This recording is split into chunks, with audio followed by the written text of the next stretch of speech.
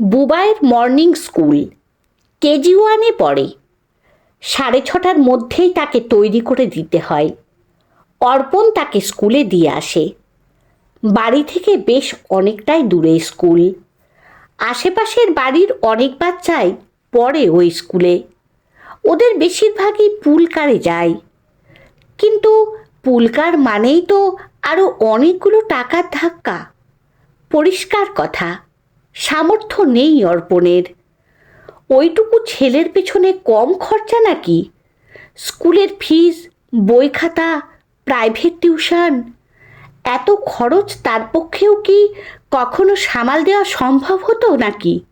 যদি না, পরে আসছি সে কথায়। এটা তো সত্যি, ছেলেকে কখনোই সে অমন নামি দামি ইংলিশ মিডিয়াম স্কুলে পড়াতেই চায়নি। কিন্তু পড়াতে হয়েছিল বাবার আবদারে। বাবার অর্থাৎ কমলেশবাবুর বড্ড সাধ, নাতি তার ইংলিশ মিডিয়াম স্কুলে পড়বে। অর্পণ আপত্তি করে বলেছিল, পাড়ার বাংলা মাধ্যম স্কুলটা কি এমন খারাপ? কত পুরনো স্কুল। সে না হয় খুব সাধারণ মানের ছাত্র ছিল, কিন্তু তার সাথে পড়তো কিঙ্কর দাশগুপ্ত। ওই স্কুলে পড়েই তো আজ কত বড় ডাক্তার। শুধুই কি কিঙ্কর? কিঙ্করের মতো আরও কত আছে যারা ওই স্কুল থেকে পাশ করে আজ কেউ ডাক্তার, কেউ ইঞ্জিনিয়ার, কেউ আবার গবেষক কিংবা বিসিএস আইপিএস অফিসার। ওদের সবার কথা না হয় বাদই দিলাম, তার নিজেরই ছোট ভাই অর্চন ওই স্কুলেই তো 12টা বছর পড়েছে। আজ কলকাতার কত বড় কলেজের অধ্যাপক। তবে উত্তম শিক্ষার প্রশ্নে মাধ্যম হিসেবে বাংলা ও ইংরেজির মধ্যে প্রচলিত বিতর্কটির সাথে বাবার এই বিশেষ স্বাদটির তেমন কোনো সম্পর্ক ছিল না। স্বাদটি তার নিছকই একটা স্বাদ মাত্র, এবং বহুদিন ধরেই তিনি তার মনের মধ্যে পোষণ করে আসছিলেন। একদিন খুব করুণ মুখ করে বলেছিলেন, তোদের দুই ভাইকেও আমার ইংলিশ মিডিয়াম কোনো স্কুলে পড়ানোর খুব ইচ্ছে ছিল, কিন্তু সামর্থ্যে কুলোয়নি। অর্পণের আয়ও মোটেই আহামরি কিছু নয়। তারপরেও যখন বাবার চাপে পড়েই ছেলেকে ইংলিশ মিডিয়াম স্কুলে ভর্তি করতেই হলো, তখন বাবা এবং ভাই দুজনেই তার সাহায্যে স্বেচ্ছায় এগিয়ে আসে। বাবা তার সামান্য পেনশন থেকে বড় একটা অংশ নাতির স্কুলের ব্যয় মেটাতে প্রতি মাসে অর্পণের হাতে তুলে দেয়। অর্পণের খারাপ লাগে, বয়স্ক মানুষ, তারও তো 2-4 পয়সা এদিক ওদিক খরচা করতে লাগে। ভাই অর্চনও একটা ভালো অঙ্কের টাকা বুবাইয়ের পড়াশুনো বাবদ প্রতি মাসে নিয়ম করেই দিয়ে থাকে। রোজগার তার কম, ঠিক এই কারণে নিজের লোক হলেও কারো কাছ থেকে হাত পেতে টাকা নেওয়াটা বড্ড পীড়াদায়ক অর্পণের কাছে। কিন্তু না নিয়েই বা উপায় কি? সেদিনে সেই ঘটনার পর থেকেই অনেকগুলো আশঙ্কা নিরন্তর অর্পণের মাথায় ঘুরপাক খেয়েই চলেছে। শেষ পর্যন্ত বুবাইয়ের ইংলিশ মিডিয়ামে পড়াটা চালিয়ে যাওয়া সম্ভব হবে তো তার পক্ষে? পড়াশুনোর খরচের বড় একটা অংশই তো অর্চন যোগায়। যদি কাল বন্ধ করে দেয়? অর্চন খুবই ভালো ছেলে, এমনটা যে সে করতে পারে ভাবাই যায় না। কিন্তু করবে না সেটাও কি জোর দিয়ে বলা যায় কখনো? শুধু কি তাই, তাদের দুই ভাইয়ের এমন মিলমিশ, এত সুন্দর সম্পর্ক, সেটাও টিকবে তো? অর্চনের আয় অর্পণের থেকে ঢের গুণ বেশি। এই বৈষম্য হঠাৎ করেই একদিন সংসারে বিরাট কোনো সমস্যার সৃষ্টি করবে না তো? বাবা তার অতি সহজ সরল মানুষ, অবিশ্বাস্য কোনো ভয়ঙ্কর আঘাত কখনো নেমে আসবে না তো তার উপর? তাদের সুখের শান্তির এই পরিবারটা কোনো একদিন ভেঙে খান খান হয়ে যাবে না তো? সত্যি যদি কখনো এমন হয়, তাহলে বোধ করি সবচেয়ে বড় বিপর্যয় নেমে আসবে মানসীর জীবনে। মানসী তার স্ত্রী, অত্যন্ত শান্ত, নিরীহ আর গোবেচারা। এ যুগে যেন বড়ই বেমানান। বিয়ের আগে প্রথম যেদিন অর্পণ ওকে দেখতে গিয়েছিল, ওর বাবা ওর সম্পর্কে অদ্ভুত একটা কথা বলেছিল। জানো তো, ভুল যুগে জন্মানো বড্ড ভালো আমার এই মেয়েটা। বিয়ের পরপরই অর্পণ বুঝেছিল কথাটা এক বর্ণও মিথ্যে নয়। ও রাগতে জানে না, মনে কোনো ঘুর প্যাঁচ নেই, বুকে পাথর চেপেও সব কিছু সয়ে নিতে পারে। বুকখানিও মায়া মমতায় ভরা, প্রাণ দিয়ে ভালোবাসতেও জানে, অল্পেই কষ্ট পায়। দুটি কড়া কথা শুনিয়ে দিলেও প্রত্যুত্তরে পাল্টা দুটি কথা শুনিয়ে দেওয়ার ক্ষমতা তার কখনোই হয় না। আহত করুণ চোখ দুটো শুধু ছলছল করে ওঠে। ওকে আঘাত করলে নিজেকেই সবচেয়ে বেশি আহত হতে হয়। এবাড়ির সবার কাছে খুবই প্রিয় মানসী। অর্পণ খেয়াল করেছিল বাবাও কেমন যেন গম্ভীর হয়ে গিয়েছে। ব্যাপারটা খুবই পরিষ্কার, কোনো কিছু তাকে খুব চিন্তায় ফেলে দিয়েছে। শুধু মানসীর মধ্যেই কোনো হেলদোল নেই। ঘটনাটা সেদিন এরকম ঘটেছিল। রাতে সবাই মিলে যখন খেতে বসা হয়েছিল, বাবা খুব ক্যাজুয়ালি অর্চনকে বলেছিল, বয়সটা তো বেড়ে যাচ্ছে, এবার একটা বিয়ে থা কর। অর্চন মুখের গ্রাসটা গিলে নিয়ে বলেছিল, ভালোই করেছো কথাটা তুলে। আমিও কয়েকদিন ধরে ভাবছিলাম পারবো কথাটা। কথাটা শোনা মাত্রই বাবা আর অর্পণ খাওয়া থামিয়ে তাকিয়ে পড়েছিল অর্চনের মুখে। অর্চন বলেছিল, একটা মেয়েকে, মানে আমি ঠিক করেছি। ঠিক করে মৃদু একটা শব্দে হেসে ফেলেছিল মানসী। অর্চনের সাথে তার চোখাচোখিও হলো সেই সাথে। অর্চনও হেসে ফেলল। তারপর বলল, তুমি একটু ব্যাপারটাকে খোলসা করে দাও তো বৌদি। বৌদিকে কিছু করতে হলো না।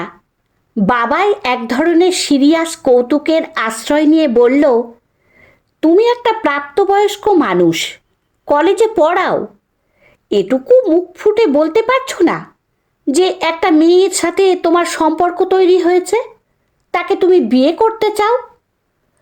অর্চন বেশ অপ্রস্তুত বোধ করলেও বলতে পারল, ভাবছিলাম বলবো। বাবা আবার জানতে চাইল, মেয়েটি কে? জড়তা কাটিয়ে উঠে অর্চন এবার ঝরঝর করেই বলে চলল, আমার ছাত্রী ছিল, থাকে বালিগঞ্জের একটা ফ্ল্যাটে, ইংরেজিতে মাস্টার্স করেছে, শুনলে খুশি হবে। একেবারে ফার্স্ট টু লাস্ট ইংলিশ মিডিয়ামে পড়াশুনো করে এসেছে। বাবার বড় ব্যবসা, অনেক পয়সা, উত্তর কলকাতার মস্ত পৈতৃক বাড়ি এবং কলকাতার নানান জায়গায় একাধিক ফ্ল্যাট আছে। কলকাতার বাইরেও কোথায় নাকি একটা বাগান বাড়িও আছে। গাড়িও আছে বেশ অনেকগুলোই। এক নিঃশ্বাসে কথাগুলো বলে থামল অর্চন। বাবা তারপরেও আরও কয়েক মুহূর্ত তার মুখে অপলক চেয়ে রইল, বিস্ময়েই। ভাবটা এমন, করেছিসটা কি বেটা?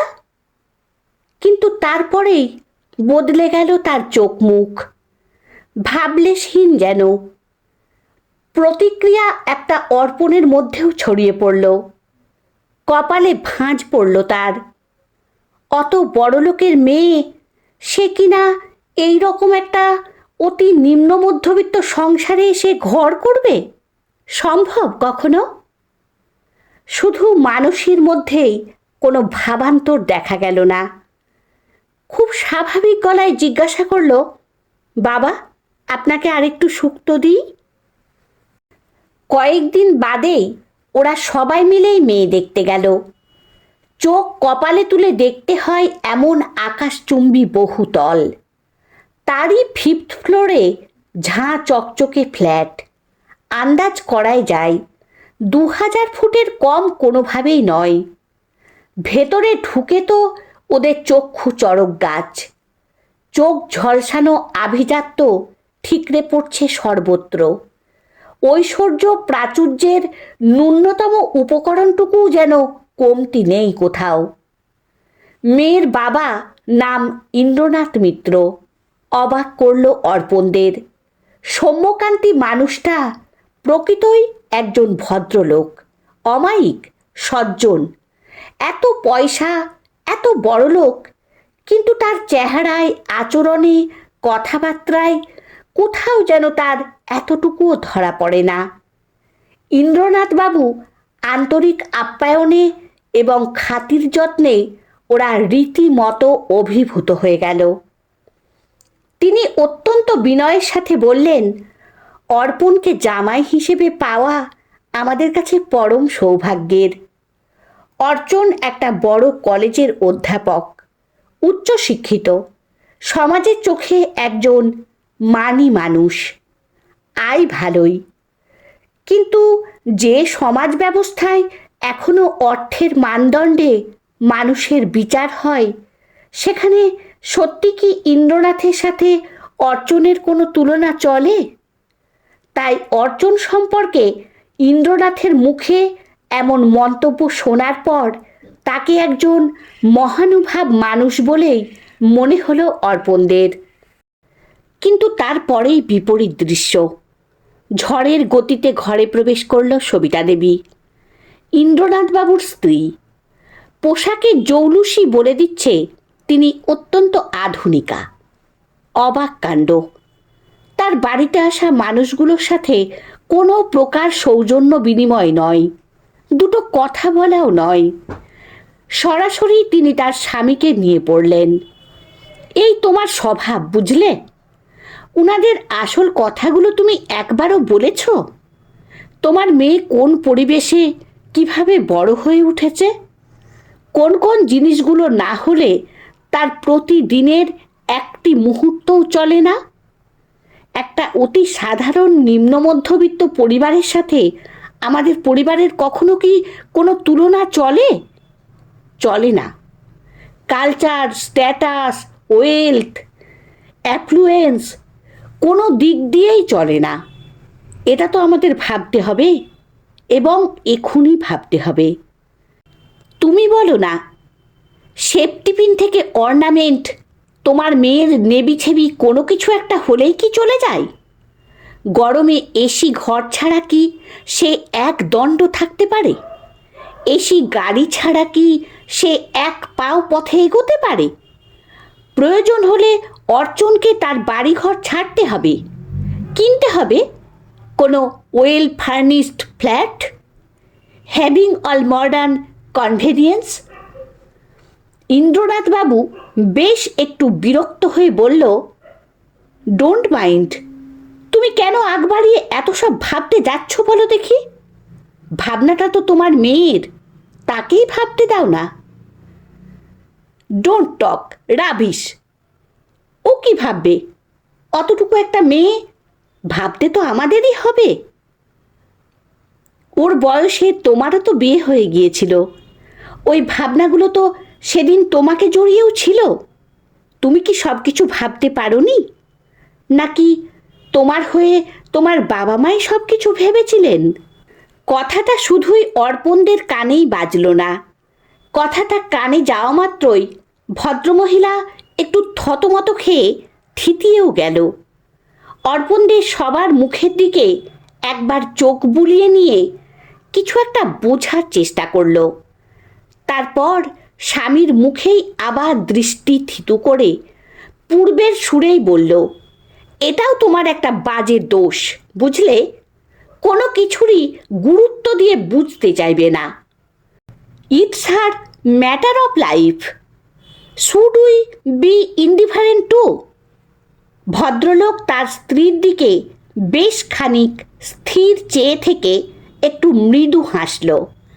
তারপর গলায় এক অদ্ভুত শীতলতা ঝরিয়ে বলল, তোমার মেয়ের বোধবুদ্ধি বিবেচনা শক্তির উপর আমার যথেষ্টই আস্থা আছে। Don't be worried so much. যাও, এবার মেয়েকে নিয়ে এসো দেখি, ওনারা অনেকক্ষণ অপেক্ষা করছেন। আমার নাম কোয়েল। নিজের নামটা নিজের মুখেই বলে সবার পায়ে হাত দিয়ে প্রণাম করেছিল কোয়েল। ব্যাপারটা বড্ড ভালো লেগেছিল কমলেশবাবুর। আরও ভালো লেগেছিল তারই প্রশ্নের উত্তরে মেয়েটির বলা সেই কথাগুলো। আমি আপাদমস্তক ইংলিশ মিডিয়াম হলেও বাংলা বই খুব পছন্দ করি।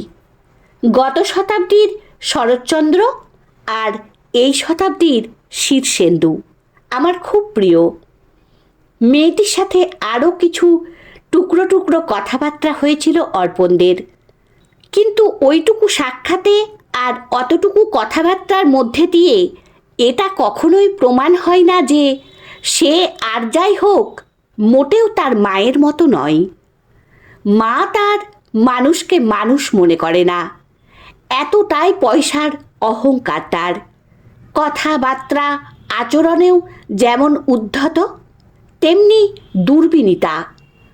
অর্পণ এবং কমলেশ দুজনের কারোরই ভালো লাগেনি ওই মহিলাকে। ওদের মনের ভেতরে ইতিমধ্যেই যে আশঙ্কাটা দানা বেঁধেছে তাকে আরও যেন উস্কে দিল ওই মহিলা। তবে এইটুকুই ভরসা, মেয়েটিকে অর্চনের মতো কোনো একটি ছেলের ভালো লেগেছে, যদিও ওদের এই সব ভাবনাই কোনোভাবেই মানুষই ছিল না। সরল মনেই তাই বলল, কোয়েলকে কিন্তু আমার খুব ভালো লেগেছে। ধুমধাম করে বিয়ে হয়ে গেল অর্চন আর কোয়েলের। বাড়ির সবচেয়ে বড় ও প্রশস্ত ঘরটাতে অর্পণরাই থাকত। দক্ষিণ খোলা হওয়ায় আলো বাতাসও প্রচুর খেলত ঘরটাতে। অর্পণদের বিয়ের পর তার বাবা ভাইদের উদ্যোগেই এই ব্যবস্থা করা হয়েছিল, কিন্তু অর্চনের বিয়ের আগেই ওই ঘরটা তাকে ছেড়ে দিয়েছিল অর্পণরা। এ ব্যাপারে মানসীর ভূমিকায় প্রধান। বলেছিল, ভাইয়ের ঘরটা বড় হলেও আমাদের মতো এতটা ভালো নয়। কোয়েলের নিশ্চয়ই এরকম ঘরে থাকার অভ্যেস নেই, খুবই অসুবিধে হবে। আমাদের ঘরটা যদি ছেড়ে দিই তাহলে বোধহয় ওদের খুব উপকারী হবে। আমরা তো যে কোনো ঘরেই থেকে যেতে পারবো, কোনো অসুবিধে হবে না। প্রবল আপত্তি তুলেছিল অর্চন। ব্যাপারটা কমলেশের কাছেও ভালো ঠেকেনি। বলেছিল, এতে আমার এতটুকুও মত নেই বৌমা। খোলামেলা মনে অনাসেই বলতে পেরেছিল মানসী, আমি অত শত বুঝি না বাবা, তবে একটা জিনিস বুঝেছি, সংসারে ভালো কিছু পেতে হলে স্বার্থত্যাগ করেই পেতে হয়। আপনি এসব নিয়ে একদম ভাববেন না বাবা। চোখ দুটো ছলছল করে উঠেছিল কমলেশের, গলাটাও বুঝে এসেছিল। খুব ভোরে ঘুম থেকে ওঠে মানসী, সবার আগে, তারপর কমলেশ। প্রতিদিন নিয়ম করে মর্নিং ওয়াকে যাওয়াটা কমলেশের বহু দিনের অভ্যেস। মর্নিং ওয়াক সেরে বাড়ি ফিরে তারপর চা খায় সে। তাই তার ফেরার পরেই চা বসায় মানসী। ততক্ষণে অর্পণ উঠে পড়ে, ছেলেকেও তুলে দিতে হয়, স্কুলের জন্য তৈরি করে দিতে হয় তাকে। যদিও আজকের দিনটা ভিন্ন, কাল সদ্য বউ ভাত মিটেছে। অভ্যেস মতো খুব ভোরে উঠলেও একটু দেরি করেই চা করে আজ মানসী। তারপর শ্বশুরকে তার ঘরে চা দিয়ে আসে। অর্পণ তখনও গড়াচ্ছিল বিছানায়, তাকে ডেকে চায়ের কাপটা টেবিলের উপর রেখে আসে। গতকাল রাত্রে দু একজন আত্মীয় থেকে গিয়েছিল, তাদেরকেও দিয়ে আসে চা। সবার শেষে ফেরার পথে দেখল অর্চনদের ঘরের দরজাটা ভেজানো, তার মানে ওরা উঠে পড়েছে। মানসী আরও 2 কাপ চা নিয়ে এসে ওদের ঘরের দরজায় টোকা দিল। ভেতর থেকে অর্চনের কণ্ঠস্বর ভেসে এলো, ভেতরে এসো। মানসীকে ওদের জন্য চা নিয়ে ঢুকতে দেখে হুড়মুড়িয়ে খাট থেকে নেমে আসলো কোয়েল। তার হাত থেকে চায়ের কাপ শুদ্ধ ট্রেটা নিয়ে তড়িঘড়ি করে সেটাকে বেডসাইড টেবিলের উপর রাখল। তারপর একরকম ছুটে এসেই মানসীকে জড়িয়ে ধরল। দিদি ভাই, আমার খুব খারাপ লাগছে। আমরা তো ছোট তোমার থেকে, তুমি কেন? না না লক্ষ্মী দিদি ভাই, তুমি কিন্তু আর কোনো দিন আমাদের ঘরে এভাবে চা নিয়ে আসবে না। কি হয়েছে তাতে? কেন তুই এত কিন্তু কিন্তু করছিস বল দেখি আমায়। এই তোকে তুই করে বলে ফেললাম, কিছু মনে করলি না তো? আমি তোমার বোন, আমাকে তুই করে বলবে না তো কি আপনি করে বলবে? 100 বার তুই করে বলবে, 1000 বার বলবে। আর শোনো, কাল থেকে এই চা দেওয়ার কাজটা কিন্তু আমিই করব। তোর তো এইসব কাজ করার কোনো দিন অভ্যেস নেই বোন, আগে একটু সড়গড় হয়ে নে, তারপর করবি। সময় তো পালিয়ে যাচ্ছে না। অভ্যেস জিনিসটা করেই নিতে হয় দিদি ভাই, তুমি ভেবো না, আমি ঠিক পারবো। আচ্ছা ঠিক আছে বাবা, ঠিক আছে, ওসব নিয়ে এখনই চিন্তা করার কোনো দরকার নেই, বুঝলি? সেদিন প্রায় গোটা সকালটাই কোয়েল ছায়ার মতোই মানসীর পাশে পাশে ঘুরে চলল। ঘেমে নিয়ে একসা হয়ে গিয়েও বড়জাকে তার অপটু হাতে রান্নাসহ নানান কাজে সাহায্য করার যথাসাধ্য চেষ্টা করে যেতে লাগলো।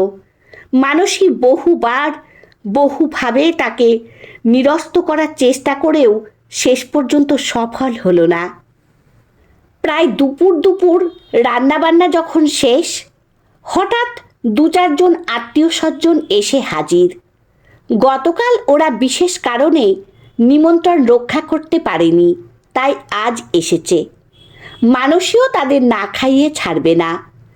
দুপুরে সকল আত্মীয় স্বজনদের খাওয়া হয়ে গেলে ওরা ঘরের লোকেরা একসাথে খেতে বসলো টেবিলে। না, সবাই নয়, একজন বাদে, মানসী প্রত্যেকের সামনে তাদের খাবার প্লেটগুলো সাজিয়ে দিল। কোয়েল বলল, তুমিও আমাদের সাথে বসে পড়ো না দিদি ভাই। মানসী বলল, তোরা খেয়ে নে, তারপর আমি বসবক্ষণ। খেতে খেতে সবাইকে দিতে খুব অসুবিধে হয় আমার। সত্যি কি তাই দিদি ভাই?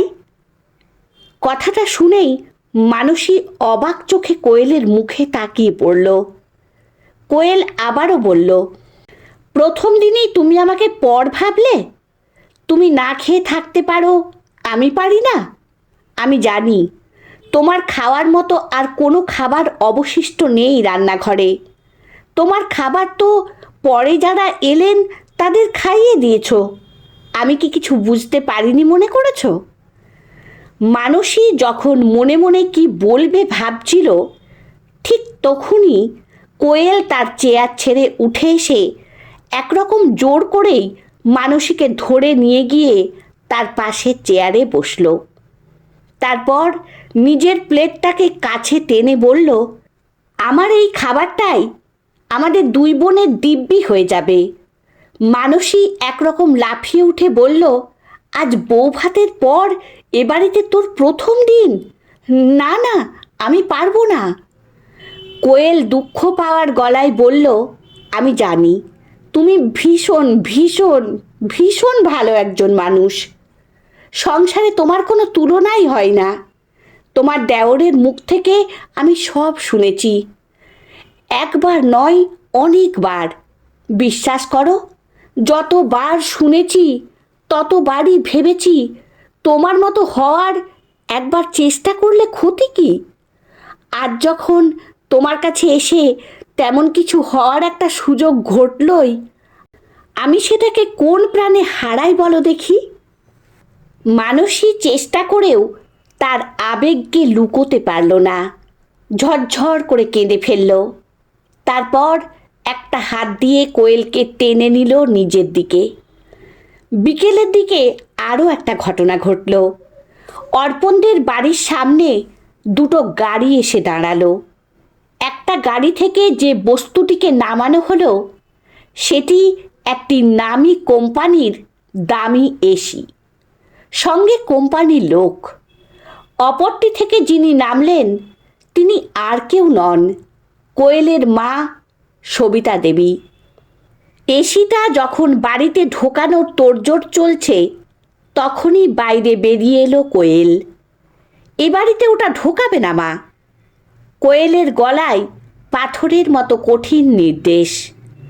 সবিতা দেবী দারুণ অবাক হয়ে গিয়ে বলল, তোর মাথা টাথা খারাপ হয়ে গিয়েছে নাকি রে? কী সব বকছিস? এই শোন না, তোর জন্য একটা দামি 4 হুইলারও বুক করে দিয়েছি। এক্ষুনি ওই বুকিংটা ক্যান্সেল করে দাও মা। গাড়িটাও এখানে আসবে না। আবারও বলছি, এসিটা কিন্তু এ বাড়িতে ঢুকবে না। তুই কি বলছিস কোয়েল? তুই গাড়ি ছাড়া কোথাও কখনো এক পা গিয়েছিস? নাকি এসি ছাড়া কখনো এক মুহূর্ত তোর ঘরে থেকেছিস?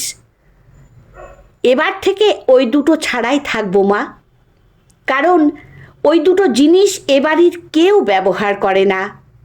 ওদের অভ্যেস আছে। আমারও হয়ে যাবে। বোকার মতো কথা বলিস না। হয়ে যাওয়াটা কি এতই সহজ? কোথা থেকে এসে কোথায় এসে পড়েছিস এখনো বুঝে উঠতে পারিসনি, বুঝলি? এবার সবিতা দেবী তার মেয়েকে ছেড়ে এ বাড়ির মানুষগুলোকে নিয়ে পড়ল। তাদের উদ্দেশ্য করে বলল, আমি অবাক হয়ে যাচ্ছি এদের কথা ভেবে। গাড়ি নেই, এসি নেই, আছেটা কি এদের? যখন কিছুই নেই তখন এত বড় ঘরের মেয়ের দিকে হাত বাড়ায় কোন সাহসে? দুটো চোখ যেন জ্বলে উঠল কোয়েলের। হলেই বা মা, মানুষের ধৃষ্টতার একটা সীমা থাকা উচিত। চোখা চোখা ভাষায় বলল, একদিন তো এমন সাহস তুমিও দেখিয়েছিলে মা। ভাতের উপর তরকারি জুটত না, এমনই হতদরিদ্র পরিবারের একটা মেয়ে হয়েও তুমি অতুল ঐশ্বর্যের মালিক ইন্দ্রনাথ মিত্রের দিকে হাত বাড়িয়েছিলে। ভুলে গেছ? এমন একটা আঘাত যে তাকে লক্ষ্য করে কেউ কখনো হানতে পারে সবিতা দেবীর কল্পনাতেও আসেনি কখনো। তাই কয়েক মুহূর্ত বাকরুদ্ধ হয়ে রইল।